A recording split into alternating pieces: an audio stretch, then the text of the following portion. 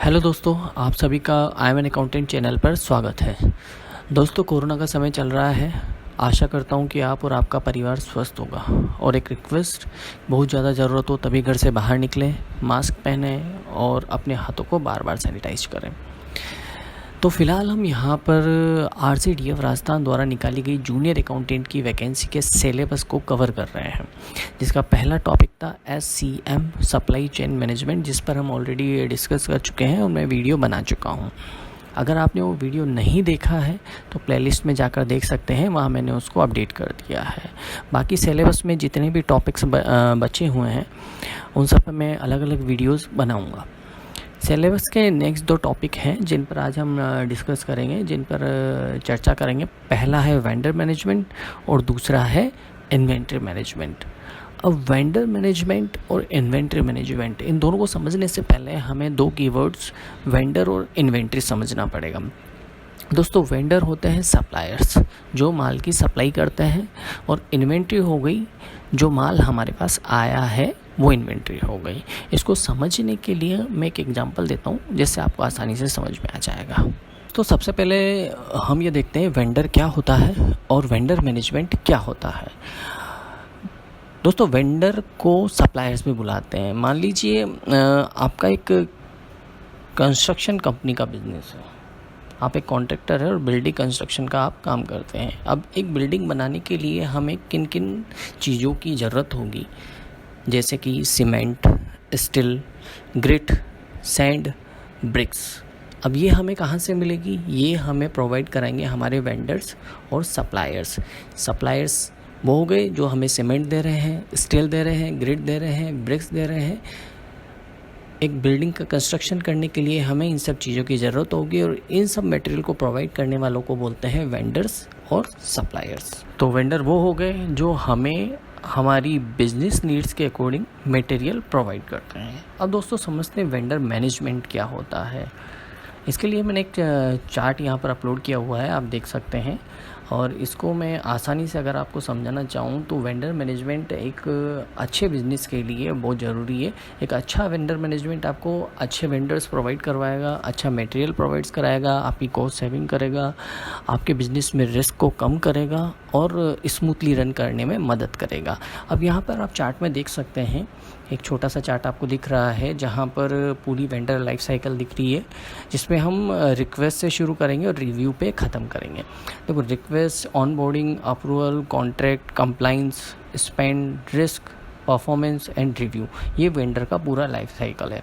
अब कोई भी वेंडर चूज़ करने के लिए बड़ी बड़ी कंपनीज़ क्या करती है कि कोटेशंस लेती है या बिड निकालती है, जिसके थ्रू वेंडर से अप्लाई करते हैं। तो वो होगी रिक्वेस्ट का पार्ट। जैसे आपको सीमेंट ख़रीदनी है तो कम से कम 10 लोगों की कोटेशन मान लो आपको ज़रूरत है, तो आप इसके लिए रिक्वेस्ट डालेंगे।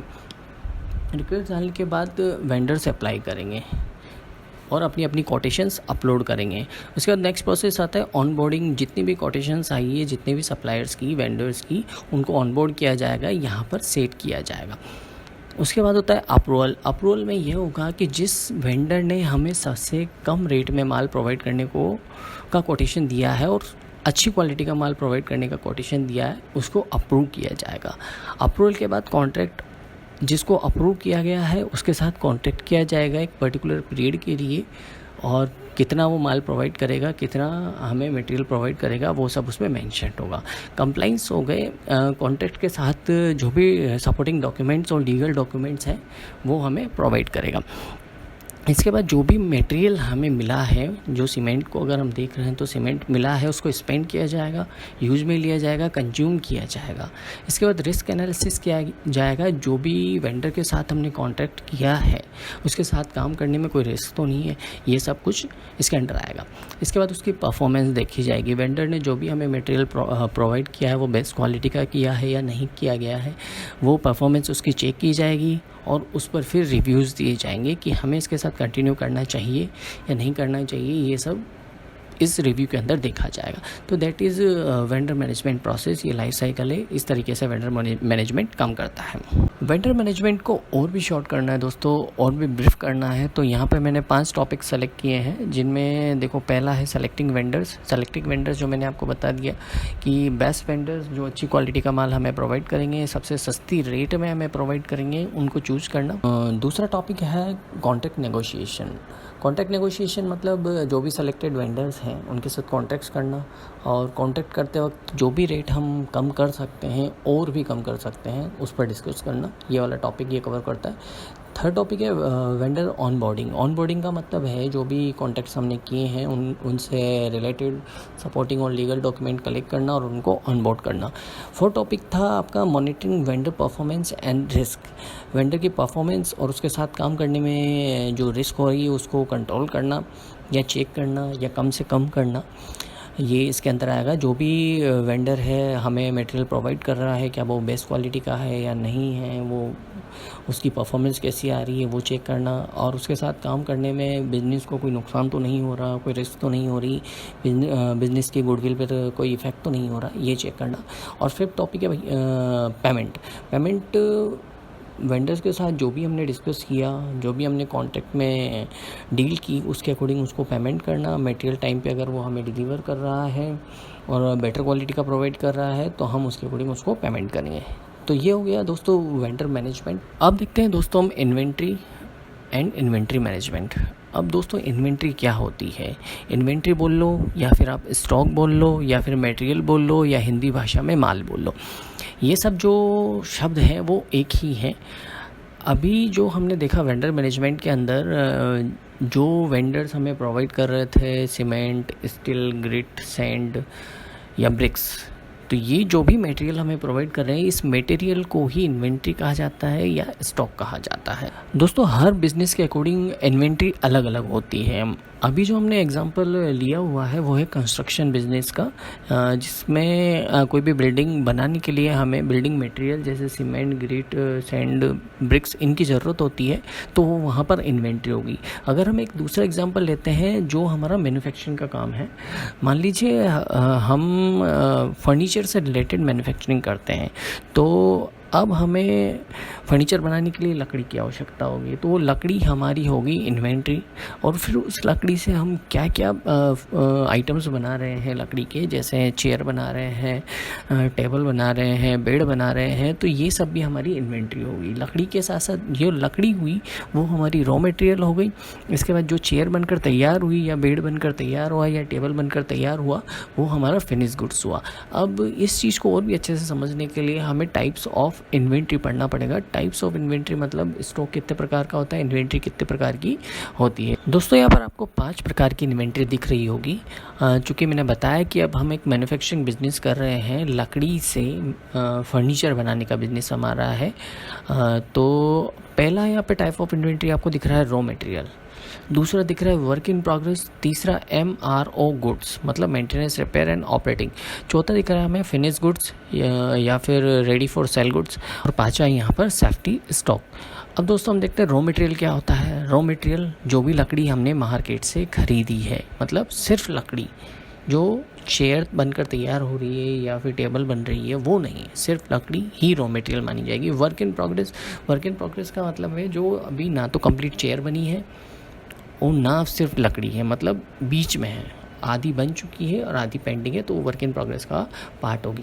MRO गुड्स मतलब ये होता है कि दोस्तों की लकड़ी से चेयर तो बन चुकी है लेकिन अभी कंप्लीट नहीं है, उसमें कुछ फिनिशिंग बाकी है, थोड़ा बहुत रिपेयर बाकी है, तो वो MRO गुड्स के अंदर काउंट किया जाएगा। फिनिश्ड गुड्स वो हो गई कि कंप्लीट चेयर बन चुकी है अब, और हम सिर्फ इसको बेचना बाकी रह गया, तो बेचने के लिए वो तैयार है।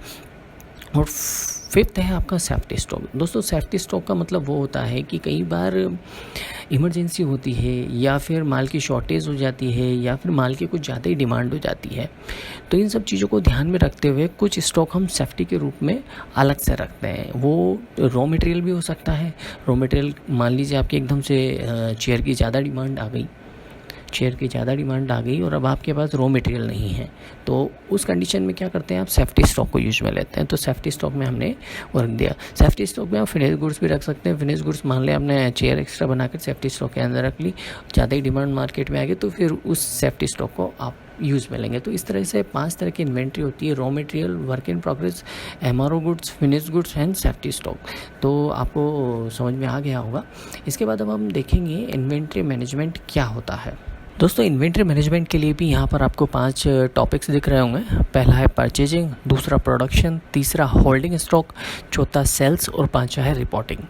परचेजिंग क्या होता है, जैसे हमने टाइप्स ऑफ इन्वेंट्री में देखा रॉ मटेरियल को यहाँ पर परचेज किया जाता है इस ऑप्शन के अंदर, इस टॉपिक के अंदर, कि जो भी हमें रॉ मटेरियल रिक्वायर्ड है उसको टाइमली परचेज किया जाए और उसका स्टॉक करके रखा जाए। ये परचेजिंग का पार्ट हो गया। प्रोडक्शन का मतलब होता है जो भी हमने रॉ मटेरियल खरीदा है अब उसको वर्क इन प्रोग्रेस में लाया जाए, उससे माल बनाया जाए, सेल करने के लिए प्रोडक्ट तैयार की जाए, वो प्रोडक्शन के अंदर आता है। होल्डिंग स्टॉक का मतलब है कि कितना माल बनकर तैयार हो चुका है। आपने रॉ मटेरियल खरीदा, रॉ मटेरियल से मान लो चेयर्स बनाई, चेयर्स बनकर कितनी तैयार हो चुकी है, 100 हो गई है, 200 हो गई है, 500 हो गई है, वो होल्डिंग स्टॉक के अंदर मेंटेन किया जाता है। इसके बाद होता है दोस्तों सेल मतलब हो गया कि जो भी आपने चेयर्स तैयार कर दी है उनमें से कितनी आपने बेच दी है, कितनी बच गई है, वो सारी मेंशन इसमें होती है। और रिपोर्टिंग्स मतलब होता है कि कोई भी प्रोडक्ट जो आपने रॉ मटेरियल से वर्क इन प्रोग्रेस के थ्रू फिनिश गुड्स में तैयार किया और उसके बाद उसको बेच दिया, बेचने के बाद क्या उसकी कॉस्ट आई, हमें प्रॉफिट हो रहा है, लॉस हो रहा है, कितना स्टॉक हमारे पास बचा हुआ है, कितना वेस्ट हो गया, ये सारा इस रिपोर्टिंग के अंदर मैनेज किया जाता है। तो दोस्तों, ये हो गया आपका inventory, types of inventory and inventory management. आपको समझ में आ गया होगा कि इन्वेंट्री स्टॉक क्या होता है, कितने प्रकार का होता है और उसको कैसे मैनेज किया जा सकता है। इसको आप थोड़ा सा और अच्छे से स्टडी करेंगे तो और भी आपको अच्छे से समझ में आ जाएगा। तो अपने 2 टॉपिक आज इसमें कवर हो गए, vendor management, inventory and inventory management. तो सप्लायर्स और मटेरियल्स, ये सारी चीज़ें हमने इसमें कवर कर ली है। बाकी जो बचे हुए टॉपिक्स हैं दोस्तों, उन पर भी जल्दी वीडियो बनाऊँगा। आशा करता हूँ आपको मेरा वीडियो पसंद आया होगा। अगर आपको इससे कुछ लर्न करने को मिल रहा है तो प्लीज़ वीडियो को पूरा देखें, लाइक करें, शेयर करें, सब्सक्राइब करें, अपने दोस्तों को भी शेयर करें जो इस जूनियर अकाउंटेंट की वैकेंसी के लिए प्रिपरेशन कर रहे हैं। उनको भी बताएं कि यहाँ से आप थोड़ा कुछ सीख सकते हैं, थोड़ा ब्रीफ में सीख सकते हैं, थोड़ा आइडिया आपको मिल जाएगा इन वीडियोज़ के थ्रू और अच्छी लर्निंग हो जाएगी। थैंक यू, धन्यवाद। ऐसे ही मेरे वीडियोज़ को देखते रहें, लाइक करते रहें, शेयर करते रहें और प्लीज़ सब्सक्राइब ज़रूर करें, बेल आइकन बटन प्रेस करें ताकि जब भी नेक्स्ट वीडियो में अपलोड करूं तो आपको पता चल जाए और आप उस वीडियो को देख सकें। Thank you.